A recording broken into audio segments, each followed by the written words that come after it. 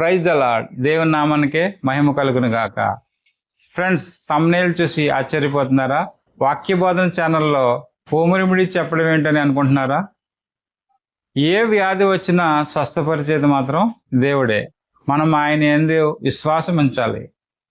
విశ్వాస సహితమైన ప్రార్థన ఆ రోగిని స్వస్థపరచును అని యాకోబు పత్రికలో ఉంటుంది. అదే యాకోబు పత్రిక 4:17 మనం చూసినట్లయితే, కాబట్టి మేలైనది చేయి నెరుగియు అలాగూ చేయని వానికి పాపము కలుగును అంటది. అంటే మేలైనది మనకు తెలిసినప్పుడు ఇతరులకు చేయాలి, లేదంటే అది పాపం అని దేవుడు అంటున్నాడు. ప్రియులారా, అందుకే ఈ వీడియో చేయడం జరుగుతుంది. స్వస్థపరిచేది మాత్రం దేవుడే. ఆయన పొందిన దెబ్బల చేత మనకు స్వస్థత కలుగుచున్నది అని యెషయా గ్రంథం 53:5 మనం చూసినట్లయితే, అతడు పొందిన దెబ్బల చేత మనకు స్వస్థత కలుగుచున్నది అని ఉంది. అయితే మనకు ఆయన పొందిన దెబ్బ, ఆయనే స్వస్థపరచాలి మనల్ని. మనం స్వస్థపరిచేది ఆయనే. ఆయన పొందిన దెబ్బల చేత మనం స్వస్థపడుతున్నాం తప్ప మనం దేనివల్ల మనం స్వస్థపరచట్లేదు. కానీ దేవుడు మరొక మాటను రాయించాడు. ఏంటంటే, ఇర్మియా గ్రంథం 8వ అధ్యాయం 22వ మనం చూసినట్లయితే, గిలాదులో గుగ్గిలము లేదా, అక్కడ ఏ వైద్యుడును లేడా, నా జనులకు స్వస్థత ఎందుకు కలుగకపోవచ్చున్నది అన్నాడు. ప్రియులారా, అంటే దీన్ని బట్టి మనకి ఏమర్థం అవుతుందంటే, వైద్యుల సహాయం కూడా తీసుకోవాలి, మెడిసిన్ కూడా మనం వాడాలి అని దేవుడే మనకి ఈ గ్రంథంలో తెలియజేశాడు. ఫ్రెండ్స్, అందుకే ఎవరైతే డయాబెటిక్స్తో బాధపడుతున్నారో, నాలా సంఘ పిల్లలు కావచ్చు, అలాగే ఈ వీడియో చూస్తున్న ఎవరైనా సరే, నాలా బాధపడకుండా, మరి నేను దాన్ని యూజ్ చేసిన తర్వాత మీకు ఈ డాక్టర్ల సలహా మేరకు నేను యూజ్ చేశాను, నాకు స్వస్థత కలిగింది, నాకు ఇప్పుడు ఫ్రీగా ఉన్నాను. నాలా మీరు కూడా బాధపడుతూ ఉంటే ఈ వీడియోని కంపల్సరీగా చివరి వరకు చూసి, మరి నేను ఏ విధమైన మాటలు చెప్తానో అవన్నీ పాటిస్తూ మీరు దాన్ని ఫాలో అయ్యి చక్కగా మంచి ఆరోగ్యాన్ని పొందుకోవాలని నేను కోరుకుంటున్నాను. ముందుగా ఫస్ట్ మనం ఏం తినాలో చెప్తాను, ఆ తర్వాత ఏం తినకూడదో చెప్తాను. ఈ పాటించి కంపల్సరిగా మీరు మంచి ఆరోగ్యాన్ని పొందుకుంటారని ఆశిస్తున్నాను. ఉదయాన్నే పొడి చేసిన మెంతులు, నల్ల జీలకర్ర, వాము కలిపిన మిశ్రమాన్ని ఏం చేయాలంటే వేడి నీటిలో వేసుకుని అది పొద్దున్నే తాగాలన్నమాట. అదొకటి ఫస్ట్. ఇంక రెండోది ఏంటంటే, మనం టిఫిన్ చేస్తాం కదా, టిఫిన్కి బదులు ఓట్స్ ఉంటాయి. చక్కగా ఓట్స్ని తెచ్చుకుని పాలలో వేసుకుని, పంచదార లేకుండా, ఓన్లీ షుగర్ లేకుండా ఓట్స్ పాలలో వేసుకుని కలుపుకొని అది బ్రేక్ఫాస్ట్గా తీసుకోవచ్చు. పాలు తాగొచ్చు, షుగర్ లేకుండా తాగాలి. ఒకవేళ పాలు తాగాలనుకుంటే ఖచ్చితంగా షుగర్ వేసుకోకుండా పాలు కూడా, ఒక గ్లాస్ పాలు మనం తీసుకోవచ్చు అనమాట. ఎప్పుడైనా సరే గుడ్లు, ఎగ్స్ అనమాట. మనం ఉడికించిన గుడ్లు కనీసం రోజుకి 2 గుడ్లు తీసుకోవాలి కంపల్సరీగా. ఉదయాన్నే 2 గుడ్లు తీసుకుంటే చాలా మంచిది అనమాట. రాగి జావా, ఇది చాలా కంపల్సరీ. ఇది ప్రతి ఒక్కరు, ఇంట్లో ఉన్న ప్రతి ఒక్కరు తీసుకోవచ్చు. చాలా మంచి ఫుడ్ ఇది. రాగి జావ కూడా షుగర్ పేషెంట్స్ కంపల్సరీగా మనం ఉదయాన్నే తీసుకోవడం చాలా మంచిది. మనకి మార్కెట్లో ఆన్లైన్లో దొరుకుతాయి స్కై ఫ్రూట్స్ అంటాం. స్కై ఫ్రూట్స్ అంటే అది షుగర్ బాదం అని కూడా అంటారు, దాన్నే ఆకాశ పండు అంటారు, మరి మహాగని పండు కూడా అని అంటారు. ఇది నెట్లో మనం సెర్చ్ చేసినప్పుడు వస్తుంది, మీరు సెర్చ్ చేసి చూడండి. అలాగే డాక్టర్లు కూడా, ఆయుర్వేదిక్ డాక్టర్లు దీన్ని సజెషన్ చేశారు, చాలా మంచిది. ఒక 2 ఎక్కువ తినకూడదు, 2 లేదా 3 గింజలు మనం నీటిలో నానబెట్టేసి అవి ఒలిచేసి లోపల పెక్కుంటుంది, అది తీసుకుని, అది చాలా సేదుగా ఉంటుంది, అది కూడా తీసుకుంటే చాలా మంచిదండి షుగర్ పేషెంట్స్కి.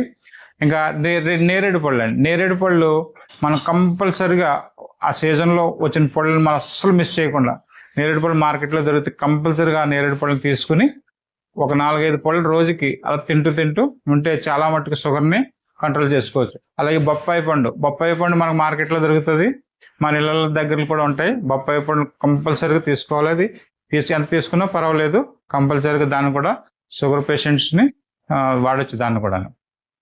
అలాగే జామకాయ కనీసం 2 కాయలు, చిన్న కాయలు అయితేనే, పెద్ద కాయది 1 కాయ తీసుకోవడం మంచిది. సీజన్లో అవి కూడా ఎక్కువ దొరుకుతూ ఉంటాయి. అవి కూడా, జామకాయని కూడా మనం తీసుకోవాలి కంపల్సరీగానే. కాయగూరలోకి మనం వెళ్తే, కాయగూరలు ఏంటి తీసుకోవాలంటే కాకరకాయ అనమాట అండి. కాకరకాయ చాలా మంచిది. కనీసం వారానికి ఒక్కసారైనా కూరల్లో మనం కాకరకాయని యూజ్ చేసుకుని కూర తీసుకుంటే చాలా మంచిది. అలాగే ఆ కాకరకాయలు చిన్న సైజులో దొరుకుతాయి, అవి కూడా మనకి మార్కెట్లో అవైలబుల్గా ఉంటాయి. అవి కూడా మనం కొనుక్కొని అవి కూడా కూరగా చేసుకుని వాడుకోవచ్చు. క్యాబేజీ చాలా మంచిదండి, కాలీఫ్లవర్, ఇలా చెప్పుకుంటూ పోతే చాలా ఉన్నాయి. అలాగే చేపల్లో కాల్షియం ఉంటుంది, వాటిని కూడా తీసుకోవచ్చు, తప్పులేదు. గుడ్లు కంపల్సరీగా తీసుకోవాలని చెప్పాను. అలాగే చికెన్ తీసుకోవచ్చు, మాంసకృతులు ఉంటాయి, ప్రోటీన్స్ ఉంటాయి కాబట్టి చికెన్ తీసుకోవచ్చు. అలాగే మటన్ ఎక్కువగా తినకూడదు, నెలకోసారి ఎప్పుడైనా తింటే మటన్ తినొచ్చు, కానీ చికెన్ మాత్రం మనం తీసుకోవచ్చు, మాంసకృతులు ఉంటాయి, ప్రోటీన్స్ ఉన్నాయి, తీసుకోవాలన్నమాట. కార్బోహైడ్రేట్స్ దేంట్లో ఉంటాయి తగ్గించేసుకోవాలి. కార్బోహైడ్రేట్స్ అంటే ఏంటి? పిండి పదార్థాలు. ప్రోటీన్స్ అంటే మాంసకృతులు. అలాగే ఫైబర్ అంటే ఏంటి?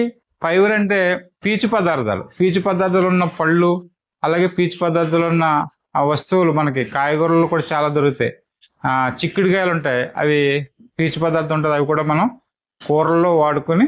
సలాడ్ అంటే మనకి కీరదోసకాయలు దొరుకుతాయి మనకి, ఆ కీరదోసకాయలు చక్కగా భోజనంతో పాటు కీరదోసకాయలను కూడా వాడుకుంటే చాలా మంచిది. బ్రౌన్ రైస్ కంపల్సరీగా మనం తీసుకోవచ్చు. బ్రౌన్ రైస్ని వాడాలి, వైట్ రైస్ని వాడకూడదండి. బ్రౌన్ రైస్లో మనకి చక్కగా ఫైబర్ ఉంటుంది కాబట్టి బ్రౌన్ రైస్ని వాడాలి. మార్కెట్లో అవైలబుల్గా దొరుకుతాయి. కొర్రలు కూడా దొరుకుతాయి, అవి కూడా తెచ్చుకుని. చాలా రకాలు ఉంటాయి కొర్రల్లో, 9-8 రకాల కొర్రలు ఉంటాయి. ఆ కొర్రలు తెచ్చుకుని కూడా అవి మనం రైస్గా వాడుకొని వాటిని కూడా మనం తీసుకోవాలి. ఎందుకంటే కొర్రలు మన తాతయ్య అమ్మమ్మలు అయ్యే తిన్నారు, ఆ కొర్రలు కూడా తెచ్చుకుని మనం వాటిని కూడా తీసుకోవాలి. వైట్ రైస్ మాత్రం తీసుకోకూడదు అనమాట. ఇప్పుడు మనం తినకూడని వస్తువులు ఏంటో చెప్తాను. మైదాతో చేసిన పిండి పదార్థాలు కానీ, తినుబండారాలు కానీ ఏదైనా కూడా తీసుకోకూడదు అనమాట. మైదాని అసలు మనం దాని జోలికే పోకూడదు అనమాట.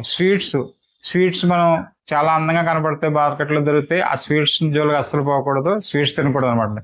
ద్రాక్ష పళ్ళు అంటే కొంచెం రసం అసలు కొంచెం తీసుకుంటూ కొద్దిగా తీసుకోవాలి తప్ప, ద్రాక్ష పళ్ళు కూడా అంత మంచిది కాదు.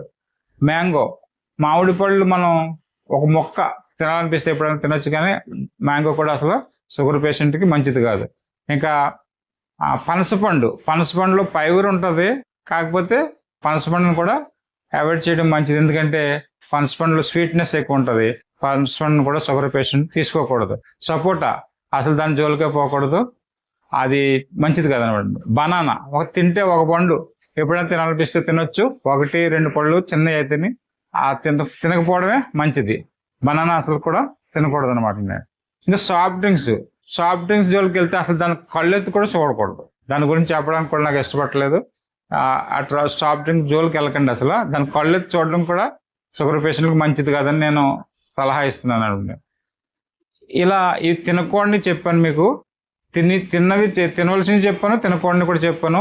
ఈ లోపల మీకు ఏదైనా షుగర్ పేషెంట్స్ మీ డాక్టర్ సలహా మీద మెట్ఫార్మిన్ లాంటి ట్యాబ్లెట్స్ ఏమైనా వాడుతూ ఉంటుంటే ఆ ట్యాబ్లెట్స్ కూడా కొన్నాళ్ళు కంటిన్యూ చేయండి, పర్వాలేదు. ట్యాబ్లెట్స్ వేసుకుంటూ ఈ హోమ్ రెమెడీ చేయండి, కొన్నాళ్ళ తర్వాత ట్యాబ్లెట్స్ ఆపేయచ్చు. ఒక 15-20 రోజుల తర్వాత ట్యాబ్లెట్స్ ఆపేసి కంటిన్యూగా ఇదే రెమెడీస్ని ఫాలో అవుతూ ఆరోగ్యం చక్కగా 30 నిమిషాలు వాకింగ్ చేసుకుంటూ, జాగింగ్ కానీ వాకింగ్ కానీ మీ డాక్టర్ సలహా మేరకు అది చేసుకుంటూ చక్కగా మనసును ప్రశాంతంగా ఉంచుకుని హ్యాపీగా జీవితాన్ని గడుపుకుంటూ దేవుని యందు భయభక్తులు ఉంచి, ఆయన యందు విశ్వాసం ఉంచి, స్వస్థపరిచేది ఆయనే అని మీరు తెలుసు కాబట్టి ఆ స్వస్థపరిచేది ఆయనే. మన అనారోగ్యం గురించి ఎప్పుడు చింతించకుండా మనసును ప్రశాంతంగా ఉంచుకోండి. సగం వైద్యం మనసు ప్రశాంతంగా ఉంచుకోవడం వల్లే జరిగిపోద్ది. సో ఫ్రెండ్స్, ఇంతవరకు ఏమి తినాలి, ఏమి తినకూడదు, ఎలా ఉండాలో నేను మీకు బాగా వివరించానని అనుకుంటున్నాను. అలాగే మీరు ఇవన్నీ పాటించుకుంటూ నేను చెప్పినవన్నీ మీకు ఏమైనా తెలుసుంటే నాకు కామెంట్ ద్వారా తెలియజేయండి. ఇంకా మీకు తెలిసినవి ఉంటాయి, నాకు తెలియనివి ఉంటాయి, అవి మాకు కామెంట్ ద్వారా తెలియజేయండి. అలాగే ఈ వీడియోని మీ ఫ్రెండ్స్ అండ్ ఫ్యామిలీకి షేర్ చేయండి. దేవుని పనిలో పాలుభాగస్తులు కావాలని కోరుకుంటున్నానండి. My God bless you. Thank you very much.